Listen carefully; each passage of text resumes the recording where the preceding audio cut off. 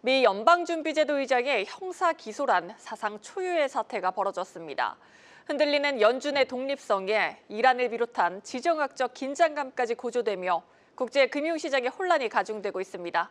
증권부 조현 기자와 이 사안 자세히 다뤄보도록 하겠습니다. 조 기자, 먼저 트럼프 행정부와 연준의 갈등부터 짚어보도록 하겠습니다. 미 검찰이 제롬 파월 연준 의장에게 소환장을 발부를 했습니다. 연준 역사에서 재임 중 의장이 이런 수준의 수사 압박을 받는 전례가 없었던 것 같은데 소환장의 내용이 뭡니까? 미국 연방준비제도 청사 건물 증축 관련한 공사비와 관련해서 상원 청문회에서 허위 증언을 했다라는 혐의입니다. 파월 의장은 긴급 성명을 내고 지난 9일 법무부로부터 대배심 소환장을 받았다 이렇게 밝혔는데요. 이는 검찰이 정식 기소를 목표로 한 강제 수사에 진입했다는 뜻입니다.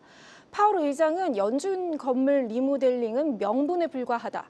위협의 본질은 행정부의 금리 인하 압박의 일환이라고 말했습니다. 발언을 직접 들어보시죠. But this unprecedented action should be seen in the broader context of the administration's threats and ongoing pressure.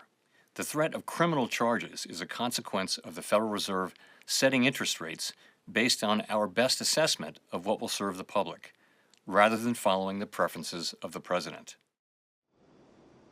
네, 이에 대해 트럼프 대통령은 소환장 발부 사실을 전혀 알지 못한다고 말하면서도 파월은 연준 운영에 능숙하지 않고 또 건물 건설에도 그다지 능숙하지 않다 이렇게 말했습니다. 파월 의장이 공식 성명을 발표한 만큼 이제 사태는 행정부와 중앙은행의 전면전이 불가피해 보입니다. 전례 없는 연준의 독립성 훼손 시도로 비춰지면서 시장이 예민하게 반응을 했는데요. 이 소식이 알려진 직후 미 증시 지수 선물은 나스닥이 1% 넘게 떨어지는 등 일제히 하락세로 전환했습니다. 네, 전문가들은 정치적 압력에 의해 통화 정책이 좌우될지를 가릴 분기점이라고 이 사안을 평가하고 있습니다. 시장을 긴장시키는 트럼프 리스크는 또 있습니다. 이란의 대규모 유혈 사태에 미국이 직접 개입할지 여부인데요. 트럼프 대통령이 대규모 공습을 비롯한 군사 개입 선택지를 보고받았다고요? 그렇습니다. 트럼프 대통령이 이란 군사 개입과 관련해서 몇 개의 옵션을 보고받았는데 이란의 군사 목표물을 겨냥한 실제 타격지 후보까지 검토된 것으로 알려졌습니다. 또 사이버 공격이나 추가 제재 부과도 함께 고려되고 있는데요.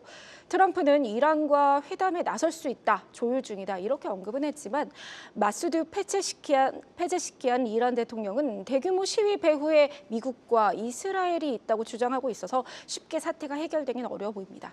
오는 13일 트럼프 행정부는 이란 사태 대책을 위한 고위급 회의를 열 예정인데 특히 연초 미국의 베네수엘라 공습이 실제 단행되었던 만큼 트럼프가 어떤 판단을 내릴지가 관건이고요. 또 이번 주 중 그린란드 3자 회동이 역시 예고되고 있고 트럼프 상호 관세의 적법성에 대한 미 연방대법원의 최종 판결도 이르면 14일 나올 것으로 예상되고 있어서 당분간 시장이 지켜봐야 할 변수가 산재해 있습니다. 네, 연초부터 베네수엘라, 그린란드, 이란 등 지정학적 리스크가 재차 부상하고 있습니다. 상황이 이렇다 보니 대표적인 안전자산 금값 또한 민감하게 반응하고 있는데요. 국제 금값이 사상 처음으로 4,600달러 선을 돌파했다고요? 그렇습니다. 금과 은 현물 가격이 나란히 역대 최고가를 다시 썼습니다. 오늘 금 현물 가격은 장중 2% 넘게 오르면서 온스당 4,601.17달러를 기록해 4,600달러 선을 처음으로 넘어섰습니다. 또 은도 5% 넘는 강세를 보이며 최고치를 경신했는데요. 지정학적 긴장 고조에 달러에 대한 신뢰 약화가 작용하면서 다시 오름세를 타기 시작한 것입니다. 금과 은 외에도 팔라듐과 백금 등 귀금속이 대체적으로 강세를 나타내고 있고요. 월가에서도 이 중앙은행들의 금, 은에 대한 수요가 올해도 이어질 것이다 이렇게 보고 있습니다. 한편 오늘 달러 대비 원화값 은 폭락 수준을 보였습니다. 원화와 이 프록시 통화인 엔화 가치 하락 등 여러 요인이 있었겠지만 트럼프 리스크 재발에 따른 시장의 불확실성도 영향을 미친 것으로 분석됩니다. 네, 지정학적 긴장이 고조된 국제 금융시장 조현 기자와 짚어봤습니다.